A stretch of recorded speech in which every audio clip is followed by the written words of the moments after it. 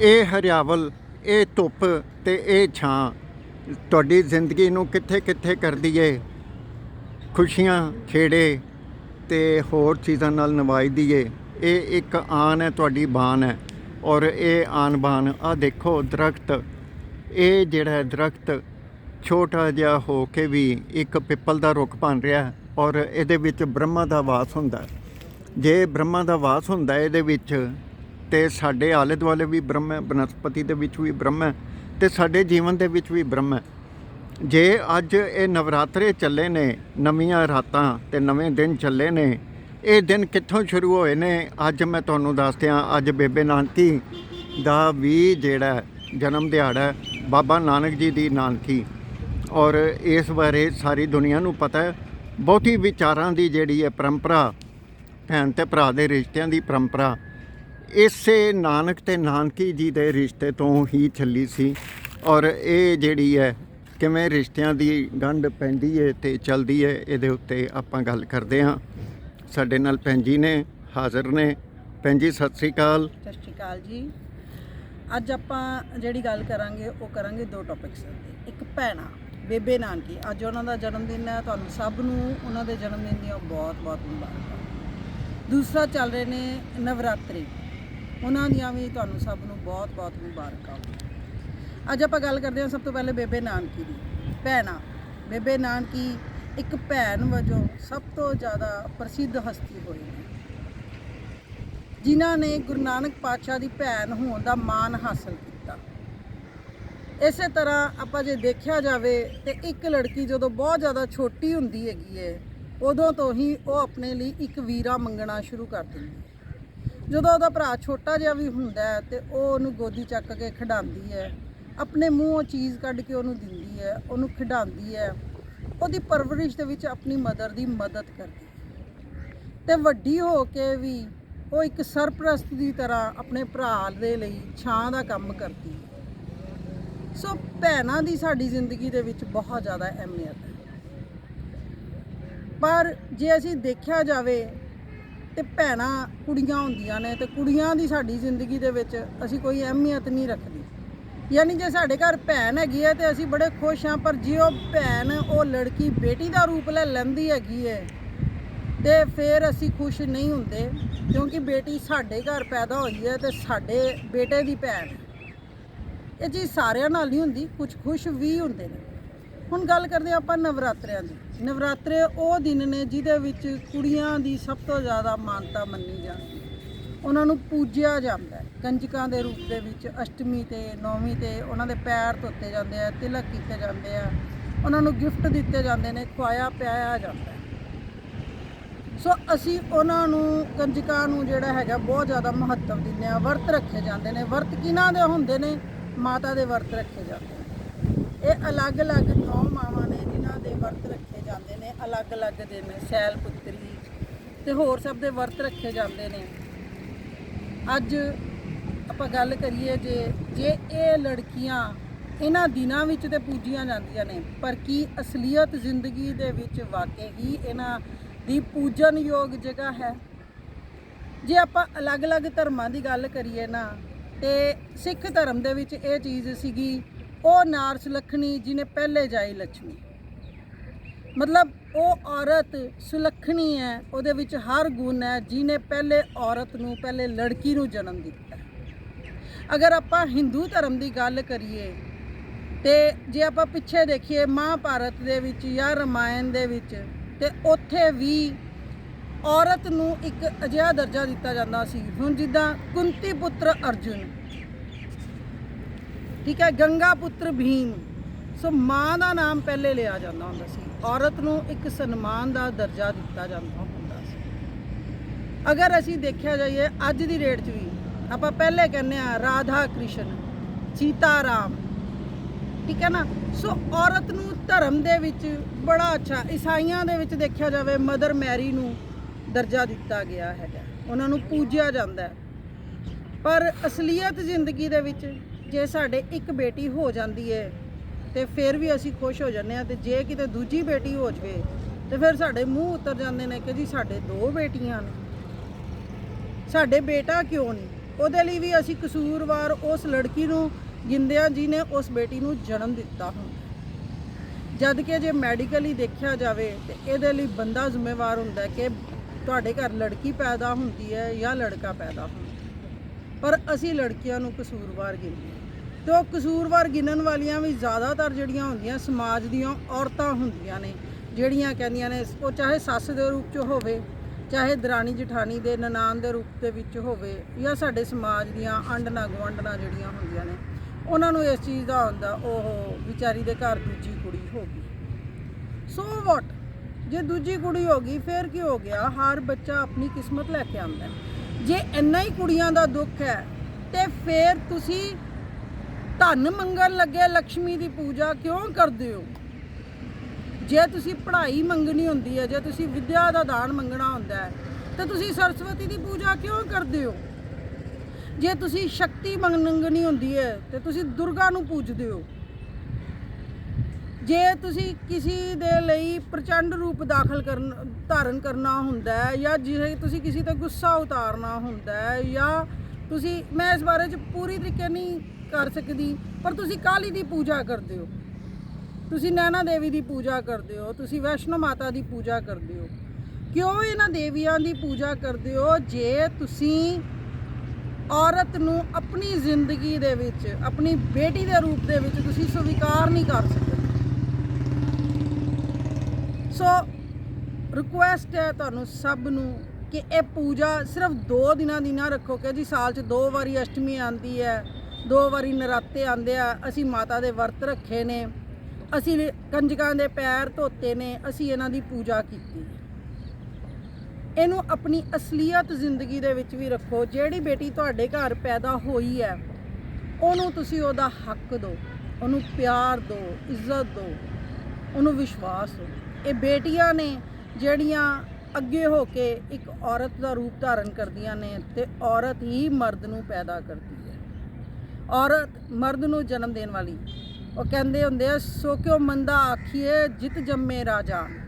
ਉਸ ਔਰਤ ਨੂੰ ਅਸੀਂ ਕਿਉਂ ਬੁਰਾ ਕਹਿੰਦੇ ਆ ਜਿਹਨੇ ਰਾਜੇ ਮਹਾਰਾਜੇ ਪੈਦਾ ਕੀਤੇ ਨੇ, ਜਿਹਨੇ ਇੱਕ ਆਦਮੀ ਨੂੰ ਪੈਦਾ ਕੀਤਾ, ਜਨਮ ਦਿੱਤਾ। ਉਹ 9 ਮਹੀਨੇ ਆਪਣੀ ਕੋਖ ਦੇ ਵਿੱਚ ਆਪਣਾ ਖੂਨ ਪਿਲਾ ਕੇ ਇੱਕ ਬੱਚੇ ਨੂੰ ਵੱਡਾ ਕਰਦੀ ਹੈ ਤੇ ਸਾਨੂੰ ਗਿਫਟ ਦੇ ਰੂਪ ਦੇ ਵਿੱਚ ਦਿੰਦੀ ਹੈ। ਉਹ ਗਿਫਟ ਚਾਹੇ ਲੜਕੀ ਦਾ ਹੋਵੇ ਜਾਂ ਲੜਕੇ ਦਾ ਹੋਵੇ, ਸਾਨੂੰ ਚਾਹੀਦਾ ਹੈ ਅਸੀਂ ਉਸ ਬੱਚੇ ਦੇ ਨਾਲ ਨਾਲ ਉਸ ਔਰਤ ਦਾ ਵੀ ਸਨਮਾਨ ਕਰੀਏ, ਉਸ ਔਰਤ ਨੂੰ ਵੀ ਪੂਜੀਏ, ਉਸ ਔਰਤ ਨੂੰ ਘਰ ਦੇ ਵਿੱਚ ਬਰਾਬਰੀ ਦਾ ਦਰਜਾ ਦਈਏ। ਜਦ ਕਿ ਜੇ ਮੈਂ ਅੱਜ ਦੇ ਸਮਾਜ ਦੇ ਵਿੱਚ ਦੇਖਾਂ ਤੇ ਜਿਹਦੇ ਘਰ 2 ਬੇਟੀਆਂ ਨੇ ਨਾ, ਉਹਨੂੰ ਸਹੁਰਿਆਂ ਘਰ ਵੀ ਇੱਜ਼ਤ ਮਾਨ ਨਹੀਂ ਮਿਲਦਾ। ਈਵਨ ਦੈਨ ਸਹੁਰਿਆਂ ਦਾ ਜੇ ਪ੍ਰਾਪਰਟੀ ਦੇ ਵਿੱਚ ਹਿੱਸਾ ਵੀ ਦੇਣਾ ਹੁੰਦਾ ਨਾ, ਤੇ ਉਹਨਾਂ ਦੀ ਸੋਚ ਇਹ ਹੋ ਜਾਂਦੀ ਹੈ ਕਿ ਇਹਦੀ ਪ੍ਰਾਪਰਟੀ ਤੇ ਦੂਜਿਆਂ ਨੇ ਲੈ ਜਾਣੀ ਹੈ। ਪੁੱਛੇ ਜੇ ਮੁੰਡੇ ਨੂੰ ਪ੍ਰਾਪਰਟੀ ਦੋਗੇ ਤੇ ਉਹ ਨੂੰਹ ਨਹੀਂ ਲਏਗੀ, ਉਹ ਵੀ ਤਾਂ ਦੂਜੀ ਹੈ। ਜੇ ਜਵਾਈ ਦੂਜਾ ਹੈ ਤੇ ਨੂੰਹ ਵੀ ਤਾਂ ਦੂਜੀ ਹੈ। ਤੁਸੀਂ ਤੇ ਦੋਨਾਂ ਬੱਚਿਆਂ ਨੂੰ ਇੱਕੋ ਜਿਹੀਆਂ ਦਰਦਾਂ ਦੇ ਨਾਲ, ਇੱਕੋ ਜਿਹੇ ਢੰਗ ਦੇ ਨਾਲ ਪੈਦਾ ਕੀਤਾ। ਦੋਨੋਂ ਬੱਚੇ ਪਰਮਾਤਮਾ ਦੀ ਬਖਸ਼ਿਸ਼ ਨੇ ਤੁਹਾਡੇ ਉੱਤੇ, ਤੇ ਫਿਰ ਤੁਸੀਂ ਇਹਨਾਂ ਚੀਜ਼ਾਂ ਦਾ ਫਰਕ ਕਿਉਂ ਕਰਦੇ ਹੋ? ਜੇ ਇੱਕ ਨੂੰਹ ਨੇ ਤੁਹਾਨੂੰ ਪੁੱਤਰ ਦਿੱਤਾ ਤੇ ਉਹ ਵੱਧ ਇੱਜ਼ਤਦਾਰ ਹੋ ਗਈ, ਤੇ ਜੇ ਦੂਜੀ ਨੂੰਹ ਨੇ ਤੁਹਾਨੂੰ ਬੇਟੀ ਦੇ ਦਿੱਤੀ ਤੇ ਉਹ ਘੱਟ ਇੱਜ਼ਤਦਾਰ ਹੋ ਜਾਂਦੀ ਹੈ। ਉਹਦਾ ਤੁਹਾਡੀ ਕਿਸੇ ਚੀਜ਼ ਦੇ ਉੱਤੇ ਹੱਕ ਨਹੀਂ ਰਹਿ ਜਾਂਦਾ। ਬੜੀ ਗਲਤ ਸੋਚ ਹੋ ਚੁੱਕੀ ਹੈ ਸਾਡੇ ਸਮਾਜ। ਜਦ ਕਿ ਜੇ ਦੇਖਿਆ ਜਾਵੇ ਤੇ ਔਰਤਾਂ ਨੇ ਅੱਜ ਦੇ ਦਿਨ ਦੇ ਵਿੱਚ ਬਹੁਤ ਤਰੱਕੀ ਕੀਤੀ। ਤੁਸੀਂ ਦੇਖੋ ਕਿ ਕੋਈ ਵੀ ਅਜਿਹਾ ਕੰਮ ਨਹੀਂ ਹੈ ਜਿਹੜਾ ਅੱਜ ਦੀ ਲੜਕੀ ਨਹੀਂ ਕਰਦੀ। ਇੰਜੀਨੀਅਰ ਲੜਕੀਆਂ ਬਣ ਚੁੱਕੀਆਂ ਨੇ, ਬੈਂਕਾਂ ਦੇ ਵਿੱਚ, ਬਿਜ਼ਨਸ ਦੇ ਵਿੱਚ, ਹਵਾਈ ਜਹਾਜ਼ ਤੱਕ ਚਲਾ ਰਹੀਆਂ ਨੇ, ਅਸਮਾਨ 'ਚ ਸਾਡੇ ਜਾਇਆ ਆਈਆਂ, ਘੁੰਮ ਆਈਆਂ, ਚੰਦਰਮਾ ਤੱਕ ਜਾਇਆ ਆਈਆਂ। ਪਾਇਲਟ ਨੇ ਸਾਡੀਆਂ ਬੇਟੀਆਂ, ਕਾਰ ਚਲਾਉਂਦੀਆਂ ਨੇ, ਬੱਸ ਚਲਾਉਂਦੀਆਂ ਨੇ, ਜੇ ਲੋੜ ਪਵੇ ਤਾਂ ਰਿਕਸ਼ਾ ਤੱਕ ਚਲਾ ਲੈਂਦੀਆਂ ਨੇ। ਤੇ ਫਿਰ ਕਿਉਂ ਕਿਸੇ ਗੱਲੋਂ ਅਸੀਂ ਇਹਨਾਂ ਨੂੰ ਘੱਟ ਸਮਝੀਏ? ਜੇ ਹੁਣ ਪਿੱਛੇ ਜੇ ਸਾਡੇ ਸਮਾਜ ਦੀ ਤਰਾਸਦੀ ਨੂੰ ਅਸੀਂ ਦੇਖੀਏ ਤੇ ਪਿੱਛੇ ਜੇ ਜਦੋਂ ਕੁੜੀਆਂ, ਜਿਹਦੇ ਇੱਕ ਕੁੜੀ ਹੁੰਦੀ ਸੀ ਨਾ, ਉਹਨੇ ਦੂਜੀ ਦਾ ਅਬੋਰਸ਼ਨ ਕਰਵਾ ਦਿੱਤਾ। ਬਹੁਤ ਸਾਰੀਆਂ ਬੇਟੀਆਂ ਨੂੰ ਨਾ ਮਾਰਿਆ ਗਿਆ, ਕੂੜਿਆਂ ਦੇ ਵਿੱਚ ਸੁੱਟਿਆ ਗਿਆ, ਬੱਸ ਸਟੈਂਡ ਵਗੈਰਾ ਤੇ ਰੇਲਵੇ ਸਟੇਸ਼ਨ ਵਗੈਰਾ ਦੇ ਉੱਤੇ ਛੱਡ ਦਿੱਤਾ ਗਿਆ। ਜਿਹਦਾ ਨਤੀਜਾ ਸਾਡਾ ਸਮਾਜ, ਜੇ ਸੋਚ ਕੇ ਦੇਖੋ, ਆਪਣੇ ਆਲੇ ਦੁਆਲੇ ਨਜ਼ਰ ਮਾਰ ਕੇ ਦੇਖੋ, ਤੇ ਅਸੀਂ ਉਸ ਚੀਜ਼ ਨੂੰ ਭੁਗਤਦੇ ਪਏ ਹਾਂ। ਕਿਸ ਤਰ੍ਹਾਂ ਕਿ ਸਾਡੇ ਲੜਕਿਆਂ ਲਈ ਅੱਜ ਲੜਕੀਆਂ ਦੀ ਕਮੀ ਹੈ। ਸਾਡੇ ਲੜਕਿਆਂ ਨੂੰ ਵਿਆਹ ਦੇ ਲਈ ਲੜਕੀਆਂ ਨਹੀਂ ਲੱਭ ਰਹੀਆਂ। ਚੰਗੀ ਲੜਕੀ ਤਾਂ ਬੜੀ ਦੂਰ ਦੀ ਗੱਲ ਹੋ ਜਾਂਦੀ ਹੈ, ਲੜਕੀ ਨਹੀਂ ਲੱਭਦੀ ਪਈ, ਕਿਉਂਕਿ ਸਮਾਜ ਵਿੱਚ ਲੜਕੀਆਂ ਦੀ ਘਾਟ ਹੋ ਗਈ ਤੇ ਉਸ ਘਾਟ ਨੂੰ ਕਰਨ ਵਾਲੇ ਅਸੀਂ ਸਾਰੇ ਬੰਦੇ ਹਾਂ, ਅਸੀਂ ਸਾਰੇ ਜ਼ਿੰਮੇਵਾਰ। ਜੇ ਦੇਖਿਆ ਜਾਵੇ, ਇਹ ਪਿੱਛੇ ਕਰੋਨਾ ਆਇਆ, ਜੇ ਇਹਨੂੰ ਅਸੀਂ ਅਧਿਆਤਮਿਕ ਢੰਗ ਨਾਲ ਦੇਖੀਏ ਤੇ ਰੱਬ ਨੇ ਸਾਡੇ ਮੂੰਹ ਦੇ ਉੱਤੇ ਬੜੀ ਵੱਡੀ ਚਪੇੜ ਮਾਰੀ। ਅਸੀਂ ਜਿਹੜੇ ਇਹ ਪਾਪ ਕੀਤੇ ਨੇ, ਅਸੀਂ ਸ਼ਰਮਸਾਰ ਨਹੀਂ ਸੀ, ਪਰ ਰੱਬ ਨੇ ਸਾਡੇ ਮੂੰਹ ਟਕਵਾ ਦਿੱਤੇ, ਸਾਨੂੰ ਸ਼ਰਮਸਾਰ ਕੀਤਾ, ਸਾਨੂੰ ਘਰਾਂ ਦੇ ਵਿੱਚ ਬੰਦ ਕਰਕੇ ਬਿਠਾ ਦਿੱਤਾ। ਜਦੋਂ ਅਸੀਂ ਸਮਾਜ ਦੇ ਵਿੱਚ ਕੋਈ ਵੀ ਗਲਤ ਕੰਮ ਕਰਦੇ ਆ, ਕੋਈ ਇੱਕ ਨਹੀਂ, ਜਦੋਂ ਸਾਰੇ ਹੀ ਉਸ ਲੀਹ ਦੇ ਮਗਰ ਤੁਰ ਪੈਂਦੇ ਨੇ ਤੇ ਪਰਮਾਤਮਾ ਵੀ ਕੁਝ ਹੱਦ ਤੱਕ ਦੇਖਦਾ, ਫਿਰ ਉਸ ਤੋਂ ਬਾਅਦ ਉਹ ਸਭ ਨੂੰ ਸਿੱਧਾ ਕਰ ਦਿੰਦਾ। ਤੇ ਅੱਜ ਉਹਨੇ ਸਾਨੂੰ ਸਿੱਧਾ ਇਹ ਕੀਤਾ ਹੋਇਆ ਕਿ ਅਸੀਂ ਮੂੰਹ ਛੁਪਾ ਕੇ ਤੁਰਦੇ ਹਾਂ, ਅਸੀਂ ਘਰਾਂ ਦੇ ਅੰਦਰ ਬੰਦ ਰਹੇ ਹੈਗੇ ਆ। ਅਸੀਂ ਬੇਟਿਆਂ ਲਈ ਬੇਟੀਆਂ ਲੱਭਦੇ ਪਏ ਆ ਜਿਹੜੀਆਂ ਸਾਨੂੰ ਨਹੀਂ ਮਿਲਦੀਆਂ। ਹੁਣ ਵੀ ਵਕਤ ਹੈ, ਸੰਭਲ ਜਾਓ ਤੇ ਇਹਨਾਂ ਬੇਟੀਆਂ ਨੂੰ ਮਾਣ ਸਨਮਾਨ ਇੱਜ਼ਤ ਦੇਣਾ ਸ਼ੁਰੂ ਕਰ ਦਿਓ, ਤਾਂ ਕਿ ਆਉਣ ਵਾਲੇ ਸਮਾਜ ਦੇ ਵਿੱਚ ਜਿਹੜੀ ਇਹ ਕਮੀ ਹੋਈ ਹੈ ਉਹ ਪੂਰੀ ਹੋ ਸਕੇ। Thank you. ਭੈਣ ਜੀ, ਇੱਕ ਸਵਾਲ ਹੈ ਜੀ। ਸਾਡਾ ਗੁਆਂਢੀ ਰਾਜ ਹਰਿਆਣਾ ਹੈ, ਜਿਹਦੇ ਵਿੱਚ ਇਸ ਵੇਲੇ ਜੇ ਦੇਖਿਆ ਜਾਏ ਬੜੀ ਸੰਤੋਸ਼ਜਨਕ ਸਥਿਤੀ ਹੈ ਵੀ ਉੱਥੇ ਲੜਕੀਆਂ ਦੀ ਜਨਮ ਦਰ ਵਧੀ ਹੈ। ਲੇਕਿਨ ਇੱਕ ਵੇਲੇ ਹਾਲਾਤ ਐਸੇ ਆ ਗਏ ਸਨ ਕਿ ਹਰਿਆਣਾ ਵਾਲੇ ਜਿਹੜੇ ਸੀ ਲੜਕੀਆਂ ਨੂੰ ਖਰੀਦ ਕੇ ਬਾਹਰੋਂ ਲਿਆਂਦੇ ਸੀ, ਵਿਆਹ ਕਰਾ ਕੇ ਲਿਆਂਦੇ ਸੀ। ਇਹ ਇੱਕ ਸਮਾਜਿਕ ਸੈਟਅਪ ਨੂੰ ਹੁਲਾਰਾ ਸੀ ਜਾਂ ਇਹ ਇੱਕ ਦੁਰਕਾਰ ਸੀ? ਇੱਕ ਦੁਰਕਾਰ ਸੀਗੀ, ਕਿਉਂਕਿ ਸਾਡੇ ਸੂਬੇ ਦੇ ਵਿੱਚ ਸਾਡੀਆਂ ਲੜਕੀਆਂ ਦੀ ਘਾਟ ਹੋਣ ਦਾ ਮਤਲਬ ਸੀਗਾ ਕਿ ਅਸੀਂ ਜਿਹੜੀਆਂ ਲੜਕੀਆਂ ਰੱਬ ਨੇ ਸਾਨੂੰ ਬਖਸ਼ਿਸ਼ ਦੇ ਰੂਪ ਵਿੱਚ ਦਿੱਤੀਆਂ ਸੀਗੀਆਂ, ਅਸੀਂ ਉਹਨਾਂ ਨੂੰ ਸਵੀਕਾਰ ਨਹੀਂ ਕੀਤਾ, ਅਸੀਂ ਉਹਨਾਂ ਨੂੰ ਦੁਤਕਾਰ ਦਿੱਤਾ, ਜਿਹਦਾ ਨਤੀਜਾ ਇਹ ਹੋਇਆ ਕਿ ਸਾਨੂੰ ਅੱਜ ਬੇਟਿਆਂ ਲਈ ਬਹੂਆਂ ਨੂੰ ਖਰੀਦ ਕੇ ਲਿਆਉਣਾ ਪੈ ਰਿਹਾ। ਤੁਸੀਂ ਇੱਕ ਚੀਜ਼ ਦੇਖੋ, ਔਰ ਇਹਦੇ ਨਾਲ ਹਰਿਆਣਾ ਵਾਲੇ ਜਦੋਂ ਬਾਹਰੋਂ ਕਿਸੇ ਵੀ ਸੂਬੇ ਤੋਂ, ਦੇਸ਼ ਦੇ ਤੋਂ ਜਾਂ ਕਿਤੋਂ ਵੀ ਲਿਆਂਦੇ ਸੀ, ਲੜਕੀਆਂ ਲਿਆਂਦੇ ਸੀ ਖਰੀਦ ਕੇ, ਤੇ ਫਿਰ ਉਸ ਖਰੀਦੋ ਫਰੋਖਤ ਦੇ ਵਿੱਚ ਉਹਨਾਂ ਦਾ ਜਿਹੜਾ ਮਾਨ ਸਨਮਾਨ ਸੀ ਉਹਨੂੰ ਢਾਲ ਲੱਗਦੀ ਸੀ ਜਾਂ ਨਹੀਂ ਲੱਗਦੀ ਸੀ? ਬਹੁਤ ਵੱਡੀ ਢਾਲ ਲੱਗਦੀ ਸੀ। ਦੇਖਿਆ ਜਾਵੇ, ਕਸੂਰਵਾਰ ਹੈ ਸਭ ਤੋਂ ਪਹਿਲੇ ਉਹਦੇ ਮਾਂ-ਬਾਪ ਜਿਨ੍ਹਾਂ ਨੇ ਲੜਕੀ ਨੂੰ ਵੇਚਿਆ, ਦੂਸਰੇ ਕਸੂਰਵਾਰ ਸਮਾਜ ਹੈ ਕਿ ਅੱਜ ਉਹਨਾਂ ਨੇ ਇੱਦਾਂ ਦੇ ਹਾਲਾਤ ਪੈਦਾ ਕਰ ਦਿੱਤੇ। ਇਹਦੇ ਵਿੱਚ ਮਹਿੰਗਾਈ ਦਾ ਵੀ ਬੜਾ ਵੱਡਾ ਹੱਥ ਹੈ ਕਿ ਮਹਿੰਗਾਈ ਇੰਨੀ ਜ਼ਿਆਦਾ ਵੱਧ ਗਈ ਕਿ ਜੀ ਹਰ ਇਨਸਾਨ ਨੇ ਰਿਸ਼ਤਿਆਂ ਨੂੰ ਇੱਕ ਪਾਸੇ ਤਾਕ ਦੇ ਉੱਤੇ ਰੱਖ ਕੇ ਨਾ ਪੈਸੇ ਨੂੰ ਅਹਿਮੀਅਤ ਦੇ ਦਿੱਤੀ। ਅੱਜ ਭਰਾ ਪ੍ਰਾਪਰਟੀ ਲਈ ਲੜ ਰਹੇ ਨੇ, ਅੱਜ ਬਾਪ ਬੇਟਾ ਪ੍ਰਾਪਰਟੀ ਲਈ ਲੜ ਰਹੇ ਨੇ, ਅੱਜ ਦਾਦਾ ਪੋਤਾ ਪ੍ਰਾਪਰਟੀ ਲਈ ਲੜ ਰਹੇ ਨੇ, ਤੇ ਇਸੇ ਤਰ੍ਹਾਂ granddaughters, grandfather, great grandfather ਨਾਲ ਵੀ ਲੜਾਈਆਂ ਚੱਲ ਰਹੀਆਂ ਨੇ। ਕਿਉਂਕਿ ਮਹਿੰਗਾਈ ਹੈ, ਸਾਡੀ ਸੋਚ ਨਹੀਂ ਬਦਲੀ ਹੈ। ਅਸੀਂ ਅੱਜ ਵੀ ਉਸ ਪੁਰਾਣੀ ਸੋਚ ਨੂੰ ਲੈ ਕੇ ਬੈਠੇ ਆ ਕਿ ਜੀ ਬੇਟੀਆਂ ਸਾਡੀ ਕਾਨੂੰਨ ਨੇ ਹਿੱਸਾ ਦੇ ਦਿੱਤਾ, ਕਾਨੂੰਨ ਨੇ ਕਹਿ ਦਿੱਤਾ ਕਿ ਜੀ ਲੜਕੀ ਫਾਦਰ ਦੀ ਪ੍ਰਾਪਰਟੀ ਦੇ ਵਿੱਚ ਬਰਾਬਰ ਦੀ ਹਿੱਸੇਦਾਰ ਹੈ, ਪਰ ਸਾਡੀ ਮੈਂਟਲ ਸੋਚ ਇਸ ਚੀਜ਼ ਨੂੰ ਮੰਨਣ ਨੂੰ ਤਿਆਰ ਨਹੀਂ ਹੈ। ਅਸੀਂ ਅੱਜ ਵੀ ਬੇਟੇ ਬੇਟੀ ਦਾ ਫਰਕ ਕਰਦੇ ਹਾਂ, ਜਿਹਦਾ ਨਤੀਜਾ ਕੀ ਹੋਇਆ ਹੈਗਾ ਕਿ ਘਰ ਆਈ ਲక్ష్ਮੀ ਨੂੰ ਅਸੀਂ ਠੁਕਰਾ ਦਿੱਤਾ ਤੇ ਬਾਹਰੋਂ ਖਰੀਦ ਕੇ ਅਸੀਂ ਲక్ష్ਮੀ ਘਰ ਦੇ ਵਿੱਚ ਲੈ ਕੇ ਆਉਂਦੇ। ਸੋ ਰਿਸ਼ਤੇ ਦੀ ਜਿਹੜੀ ਵਿਆਹ ਵਾਲਾ ਰਿਸ਼ਤਾ ਵੀ ਸੀਗਾ ਨਾ, ਅਸੀਂ ਉਹਨੂੰ ਵੀ ਜਿਸ ਤਰ੍ਹਾਂ ਗੱਲ ਦੂਸ਼ਿਤ ਕੀਤਾ, ਅਸੀਂ ਉਹਨੂੰ ਗੰਦਾ ਕਰ ਦਿੱਤਾ ਕਿ ਜੀ ਵਿਆਹ ਦੋ ਪਰਿਵਾਰਾਂ ਦੀ ਰਜ਼ਾਮੰਦੀ, ਦੋ ਬੱਚਿਆਂ ਦੀ ਰਜ਼ਾਮੰਦੀ ਤੇ ਪਿਆਰ ਦਾ ਰਿਸ਼ਤਾ ਹੁੰਦਾ ਹੈ, ਜਿਹਨੂੰ ਅਸੀਂ ਖਰੀਦਾ ਫਰੋਖਤ ਬਣਾ ਦਿੱਤਾ, ਇੱਕ ਬਿਜ਼ਨਸ ਬਣਾ ਦਿੱਤਾ। ਸਾਡੇ ਸਮਾਜ ਨੂੰ, ਸਾਨੂੰ ਸਭ ਨੂੰ ਇਹਦੇ ਉੱਤੇ ਸ਼ਰਮ ਆਉਣੀ ਚਾਹੀਦੀ। ਸਾਡੀ ਸਰਕਾਰ ਨੇ ਇਹਦੇ ਤੇ ਕੋਈ ਕਾਨੂੰਨ ਨਹੀਂ ਬਣਾਇਆ, ਇਹ ਬਣਾਉਣਾ ਚਾਹੀਦਾ ਜਾਂ ਨਹੀਂ ਬਣਾਉਣਾ ਚਾਹੀਦਾ? ਬਿਲਕੁਲ ਬਣਾਉਣਾ ਚਾਹੀਦਾ। ਸਾਡੇ ਸਮਾਜ ਦੇ ਵਿੱਚ, ਸਾਡੇ ਸਮਾਜ ਨੂੰ ਸੁਧਾਰਨ ਦੇ ਲਈ ਹੀ ਕਾਨੂੰਨ ਬਣਾਏ ਜਾਂਦੇ। ਜੇ ਦੇਖਿਆ ਜਾਵੇ, ਜੇ ਬੇਟੀਆਂ ਨੂੰ ਹੱਕ ਦਿੱਤੇ ਗਏ, ਮੈਨੂੰ ਇੱਕ ਗੱਲ ਦੱਸੋ, ਅੱਜ ਸਾਡੇ ਦੇਸ਼ ਨੂੰ ਆਜ਼ਾਦ ਹੋਇਆ ਇੰਨੇ ਸਾਲ ਹੋ ਗਏ, ਪਰ ਫਿਰ ਵੀ ਸਾਡੀ ਬੇਟੀਆਂ ਦੀ ਦਸ਼ਾ ਹਾਲੇ ਤੱਕ ਨਹੀਂ ਸੁਧਰੀ। ਹਾਲੇ ਤੱਕ ਦਾਜ ਨਾਲ ਮਰਨ ਵਾਲੀਆਂ ਦੀ ਕਮੀ ਨਹੀਂ ਆਈ ਹੈਗੀ। ਹਾਲੇ ਤੱਕ ਬੇਟੀਆਂ ਨੂੰ ਸਮਾਜ ਦੇ ਵਿੱਚ ਉਹ ਜਗ੍ਹਾ ਨਹੀਂ ਮਿਲੀ। ਤੇ ਇਸ ਚੀਜ਼ ਲਈ ਕੁਝ ਹੱਦ ਤੱਕ ਜੇ ਦੇਖਿਆ ਜਾਵੇ, ਸਾਡਾ ਸਮਾਜ ਤਾਂ ਜ਼ਿੰਮੇਵਾਰ ਹੈ ਹੀ ਹੈ, ਸਾਡੀਆਂ ਸਰਕਾਰਾਂ ਵੀ ਜ਼ਿੰਮੇਵਾਰ।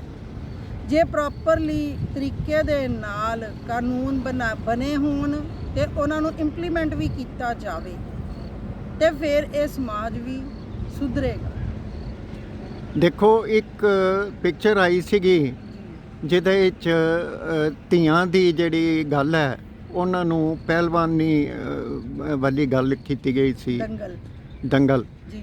ਉਹ ਦੰਗਲ ਪਿਕਚਰ ਤੋਂ ਲੋਕਾਂ ਨੇ ਦੇਖਿਆ ਔਰ ਦੇਖ ਕੇ ਕਿੰਨਾ ਕੁ ਅਸਰ ਕਬੂਲਿਆ, ਇਹ ਇੱਕ ਆਪਣੇ ਆਪ ਦੇ ਵਿੱਚ ਵਿਚਾਰ ਹੈ। ਕੀ ਤੁਹਾਡੇ ਹਿਸਾਬ ਨਾਲ ਇਹ ਇੱਕ ਚੰਗਾ ਸ਼ਗਨ ਸੀ, ਜਾਂ ਇਹ ਇੱਕ ਚੰਗਾ ਉਪਰਾਲਾ ਸੀ, ਜਾਂ ਸਮਾਜ ਨੂੰ ਸੇਧ ਸੀ, ਜਾਂ ਕੋਈ ਬਦਲਾਅ ਆਇਆ? ਇਹਦੇ ਉੱਤੇ ਕੀ ਕਹੋਗੇ? ਦੇਖੋ, ਇਹ ਜਿਹੜੀਆਂ ਫਿਲਮਾਂ ਇਸ ਤਰ੍ਹਾਂ ਦੀਆਂ ਬਣਦੀਆਂ ਨੇ ਉਹ ਸਾਨੂੰ ਸੇਧ ਦੇਣ ਵਾਸਤੇ ਹੀ ਹੁੰਦੀਆਂ ਨੇ ਕਿ ਬੇਟੀਆਂ ਬੇਟਿਆਂ ਨਾਲੋਂ ਘੱਟ ਨਹੀਂ ਹੁੰਦੀਆਂ।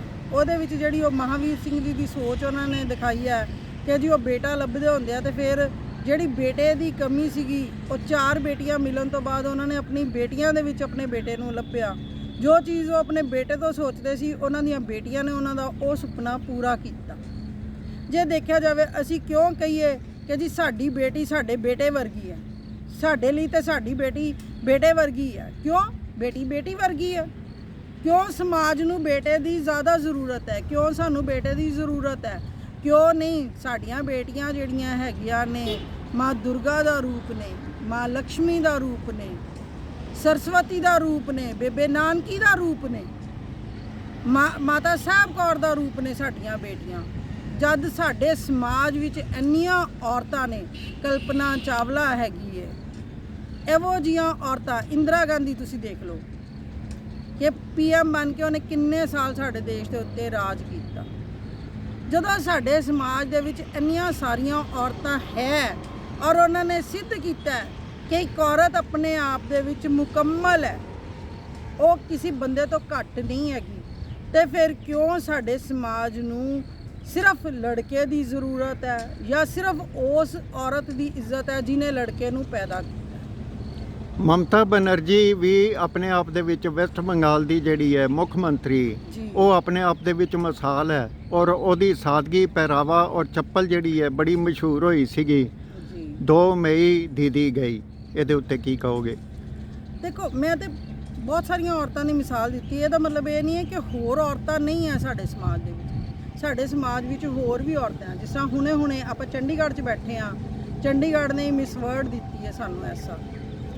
ਜੇ ਆਪਾਂ ਦੇਖਿਆ ਜਾਵੇ, ਸੁਸ਼ਮਿਤਾ ਸੈਨ ਹੈਗੀ ਹੈ, ਪ੍ਰਿਯੰਕਾ ਚੋਪੜਾ ਹੈਗੀ ਹੈ, ਸਾਡੇ ਹੇਮਾ ਮਾਲਿਨੀ ਹੈਗੀ ਹੈ, ਰੇਖਾ ਜੀ ਹੈਗੇ ਨੇ। ਜੇ ਦੇਖਿਆ ਜਾਵੇ, ਵਿਜੰਤੀ ਮਾਲਾ ਜੀ, ਔਰ ਜਿਨ੍ਹਾਂ ਨੂੰ ਅਸੀਂ ਹੁਣੇ ਰੀਸੈਂਟਲੀ ਆਪਣੀ ਜ਼ਿੰਦਗੀ ਤੋਂ ਜਿੱਦਾਂ ਕਹਿ ਲਓ ਗੁੰਮ ਕੀਤਾ ਹੈਗਾ, ਉਹ ਹੈਗੇ ਆ ਕਿ ਜੀ ਲਤਾ ਜੀ, ਜਿਨ੍ਹਾਂ ਨੇ ਅਵਾਰਡ ਵੀ ਜਿੱਤੇ ਤੇ ਸਾਨੂੰ ਇੰਨੀ ਸੁਰੀਲੀ ਆਵਾਜ਼ ਦਿੱਤੀ ਕਿ ਪੂਰੇ ਵਰਲਡ ਦੇ ਵਿੱਚ ਉਹਨਾਂ ਦੀ ਗਾਇਕੀ ਮਸ਼ਹੂਰ ਹੋਈ। ਸੋ ਬਹੁਤ ਸਾਰੀਆਂ ਔਰਤਾਂ ਨੇ ਜਿਨ੍ਹਾਂ ਨੇ ਸਮਾਜ ਨੂੰ ਇੱਕ ਇਹੋ ਜਿਹੇ ਮੁਕਾਮ ਦੇ ਉੱਤੇ, ਇੱਕ ਇਹੋ ਜਿਹੀ ਜਗ੍ਹਾ ਦਿੱਤੀ। ਉਹਨਾਂ ਨੇ ਆਪਣੇ ਆਪ ਨੂੰ ਇੱਕ ਇਹੋ ਜਿਹੀ ਜਗ੍ਹਾ ਦੇ ਉੱਤੇ ਲਿਆ ਕੇ ਖੜਾ ਕੀਤਾ ਕਿ ਲੜਕੇ ਵੀ ਉਹਨਾਂ ਦਾ ਮੁਕਾਬਲਾ ਨਹੀਂ ਕਰ ਸਕੇ। ਇੱਥੇ ਮੇਰੇ ਕਹਿਣ ਦਾ ਮਤਲਬ ਇਹ ਨਹੀਂ ਹੈ ਕਿ ਜੀ ਲੜਕੇ ਕਿਤੇ ਵੀ ਨਹੀਂ ਖੜੇ ਹੋ ਸਕੇ, ਪਰ ਔਰਤਾਂ ਨੇ ਆਪਣੇ ਆਪ ਨੂੰ ਬਣਾਇਆ।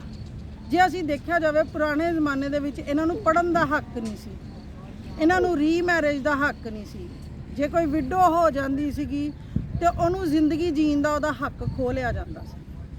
ਅਸੀਂ ਉਹ ਸਟੇਜ ਤੋਂ ਉੱਠੇ ਆ, ਬਾਲ ਵਿਵਾਹ ਕੀਤੇ ਜਾਂਦੇ ਹੁੰਦੇ ਸੀ। ਸੋ ਉਹ ਸਟੇਜ ਤੋਂ ਉੱਠ ਕੇ ਅਸੀਂ ਅੱਜ ਇੱਥੇ ਪਹੁੰਚ ਗਏ ਹਾਂ, ਪਰ ਫਿਰ ਵੀ ਅਸੀਂ ਆਪਣੇ ਸਮਾਜ ਦੀ ਸੋਚ ਨੂੰ ਪੂਰੀ ਤਰੀਕੇ ਨਹੀਂ ਬਦਲ ਸਕੇ। ਇਹ ਨਹੀਂ ਕਿ ਸਮਾਜ ਬਦਲਿਆ ਨਹੀਂ, ਕੁਝ ਲੋਕ ਬਦਲ ਗਏ, ਪਰ ਬਹੁਤ ਸਾਰੇ ਲੋਕ, ਮੈਜੋਰਿਟੀ ਲੋਕ ਜਿਹੜੇ ਹੈਗੇ ਨੇ ਉਹ ਨਹੀਂ ਬਦਲੇ। ਉਹਨਾਂ ਦੀ ਸੋਚ ਹਾਲੇ ਵੀ ਉਹ ਪੁਰਾਣੀ ਦਕੀਆਨੂਸੀ ਸੋਚ ਮੈਂ ਕਹਾਂਗੀ ਹੈਗੀ ਹੈ ਕਿ ਜਿਹੜੇ ਔਰਤ ਦਾ ਸਨਮਾਨ ਨਹੀਂ ਕਰਦੇ। ਕੰਜਕਾਂ ਦੇ ਪੂਜਦੇ ਨੇ ਪਰ ਔਰਤ ਦਾ ਸਨਮਾਨ ਨਹੀਂ ਕਰਦੇ।